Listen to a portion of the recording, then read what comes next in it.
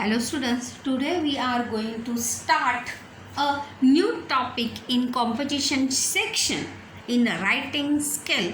Is a topic name is information transfer. अगर हम इसे हिंदी में कहेंगे तो माहिती का या जानकारी का आदान प्रदान. ट्रांसफ़र यानी क्या?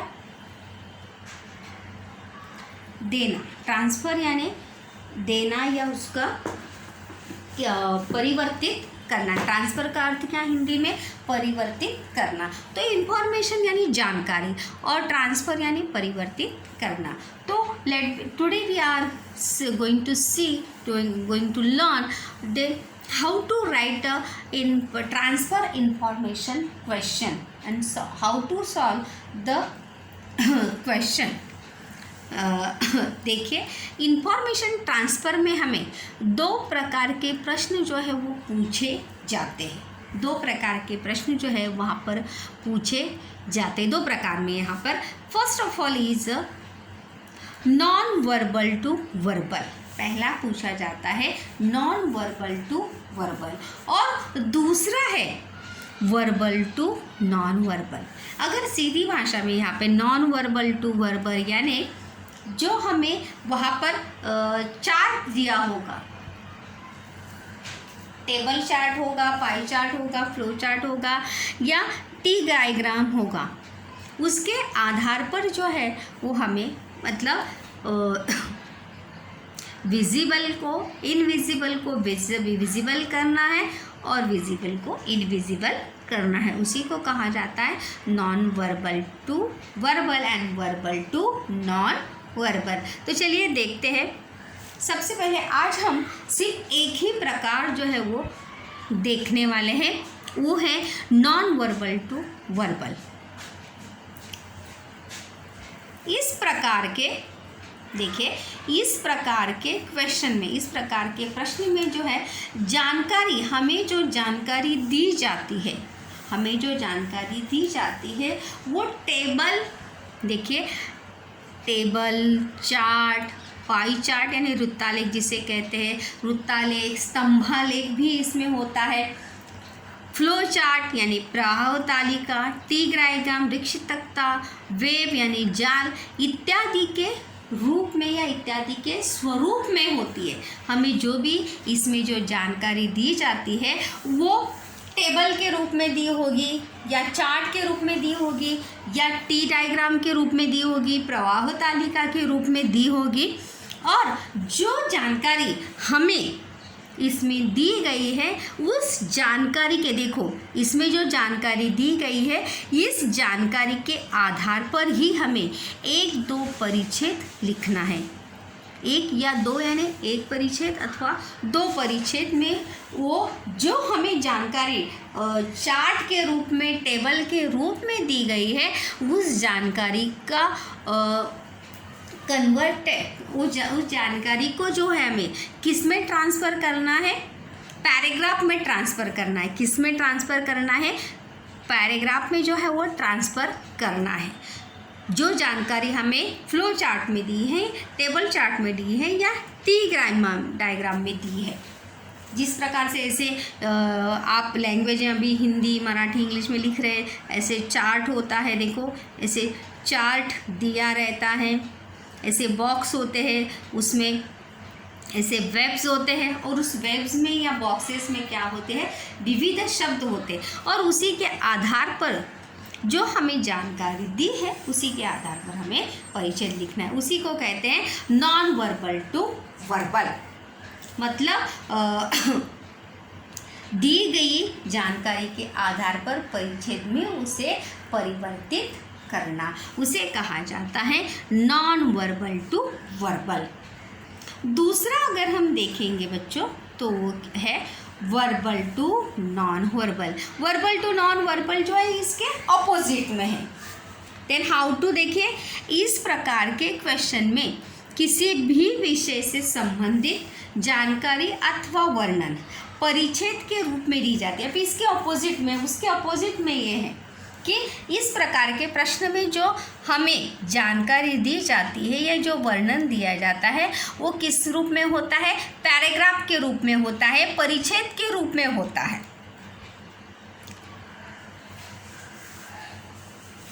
और उस परिच्छेद को जो है, जो जानकारी के रूप में हमें 1 पैराग्राफ 2 पैराग्राफ जो दिया है, उसी के आधार पर हमें टी डायग्राम बनाना, जो बनाने के लिए कहा जाता है, देखो अपने मन से बनाना नहीं है, वहाँ पर साफ इस clear cut to write in the question ना, to make it the T diagram, make it the pie chart, make it the flow chart या मेक इट द टेबल और चार्ट। आपको जो वहाँ पर लिखने के लिए या बनाने के लिए बोला है वही आपको बनाना है, अपने मन से वहाँ पर कुछ भी बनाना नहीं है। टी डायग्राम बोला है तो ट्री डायग्राम बनाइए, पाई चार्ट बोला है तो पाई चार्ट बनाइए, वृत्तालेख जिसे कहते हैं, फ्लो चार्ट या स्तंभालेख बोला होगा, या टेबल चार्ट बोला है, जिस प्रकार से आपको बोला गया है उस प्रकार में आपको वो लिखना है।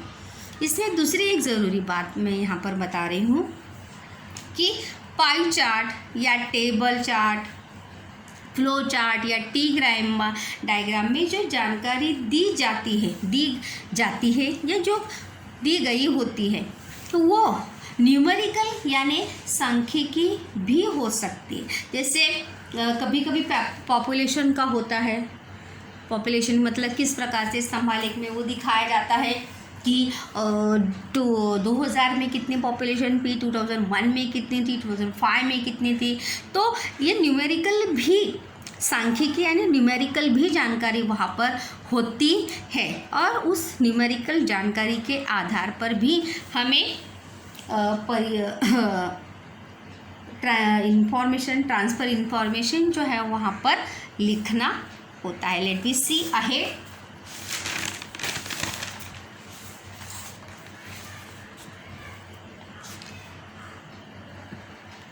दोनों प्रकार के प्रश्न में जो है, देखिए दोनों प्रकार के प्रश्न में हमें शीर्षक यानी टाइटल देना आवश्यक है। अगर आप देखेंगे तो क्वेश्चन में ही टाइटल वहाँ पर दिया होता है, जो वेब्स दिए होते हैं वहाँ पर क्वेश्चन में ही टाइटल दिया होता है। 80% क्वेश्चन में ही टाइटल दिया होता है, सिर्फ आपको वो ढूंढकर या सही टाइटल ढूंढकर आपको उसे लिखना होता है। मतलब आपको उसे ढूंढने की आवश्यकता ज़्यादा नहीं पड़ती है, वहाँ पर क्वेश्चन में ही टाइटल जो है वो दिया रहता है। जैसे कि मैंने आज कहा कि आज हम सिर्फ नॉन वर्बल टू वर्बल ही देखने वाले हैं। क्या देखने वाले हैं? नॉन वर्बल टू वर्बल, मतलब डायग्राम के माध्यम से जो जानकारी दी गई होगी उसके आधार पर परिच्छेद किस प्रकार से लिखना है। ये नॉन वर्बल टू वर्बल के 5 पॉइंट्स के आधार पर जो है यहाँ पर अगर हम लिखेंगे तो मार्किंग स्कीम भी इसे कह सकते हैं। मार्किंग स्कीम, नंबर जो है हमें किस प्रकार से मिलते हैं। तो 1 मार्क्स जो है वो आपको टाइटल के लिए होता है, नाम के लिए। दूसरा होता है यूज ऑफ गिवन पॉइंट्स, तीसरा है ग्रामर, और चौथा है एप्रोप्राइट बिगिनिंग एंड कंक्लूजन, मतलब सही शुरुआत और सही कंक्लूजन। एप्रोप्राइट यानी सही, right beginning and right conclusion, right middlist, ये सभी जो है आपको ध्यान में रखना है। चलिए देखते हैं व्हाट इज इट इज।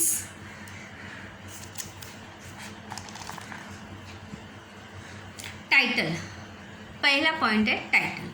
प्रश्न में ही इसका शीर्षक दिया होता है, उसे लिखकर शुरुआत करनी है। क्वेश्चन में ही टाइटल जो है वो दिया होता है। जैसे मैंने कहा 80% जो है क्वेश्चन में ही टाइटल दिया होता है, बस आपको उसको शुरुआत करते समय टाइटल जो है वो आपको लिखना है। नॉन वर्बल टू वर्बल लिखते समय, पैराग्राफ बनाने से पहले सबसे पहले you give the title and then start to write. Give heading जिसे हम कहते हैं टाइटल।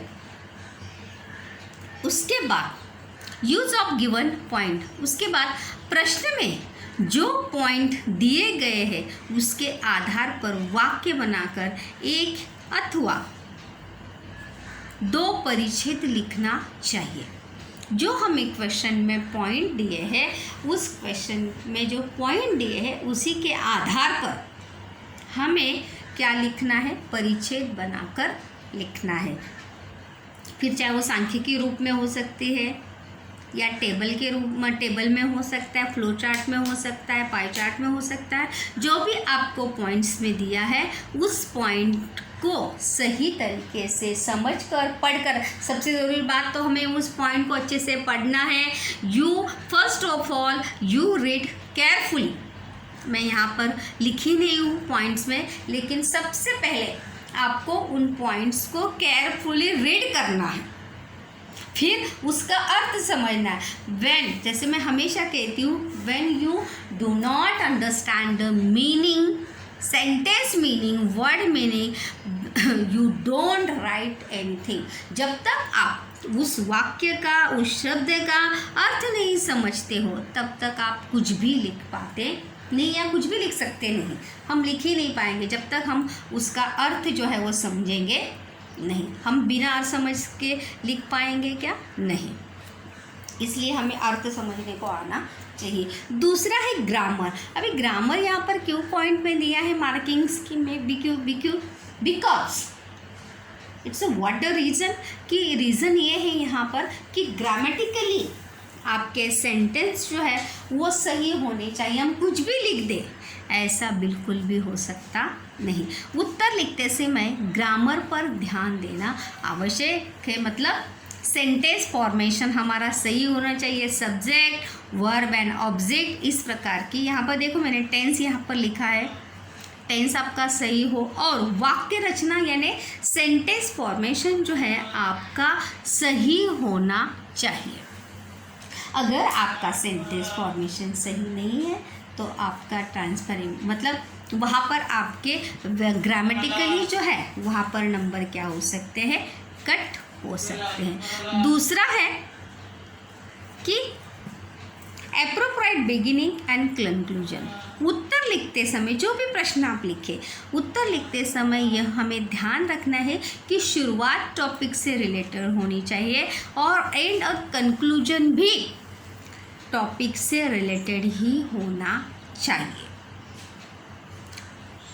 आप जो है जो भी शुरुआत करेंगे वो टॉपिक से या सब्जेक्ट से अलग नहीं हो, टॉपिक से रिलेटेड ही आपकी शुरुआत होनी चाहिए।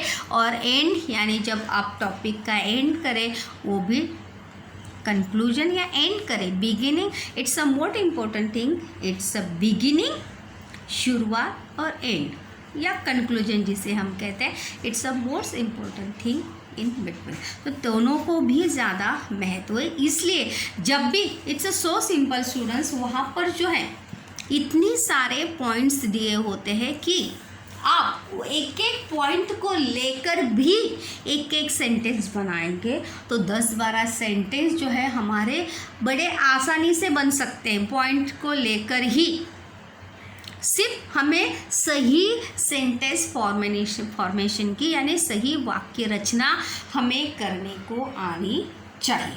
सो स्टूडेंट्स, टुडे आज जो है हमने एक टॉपिक देखा है नॉन वर्बल टू वर्बल। मतलब दी गई जानकारी को, जो जानकारी हमें चार्ट में दी गई है उस चार्ट की जानकारी को हमें किस में कन्वर्ट करना है, पैराग्राफ में कन्वर्ट करना है। ये किस प्रकार से करना चाहिए, ये आज के वीडियो में या आज के लेक्चर में हमने ये देखा है। इसमें 4 पॉइंट हैं, title, points, grammar and appropriate beginning and appropriate conclusion.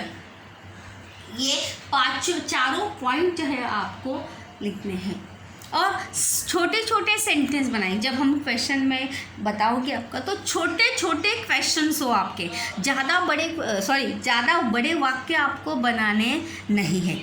छोटे छोटे वाक्य से ही आपको उसको लिखने को आना चाहिए।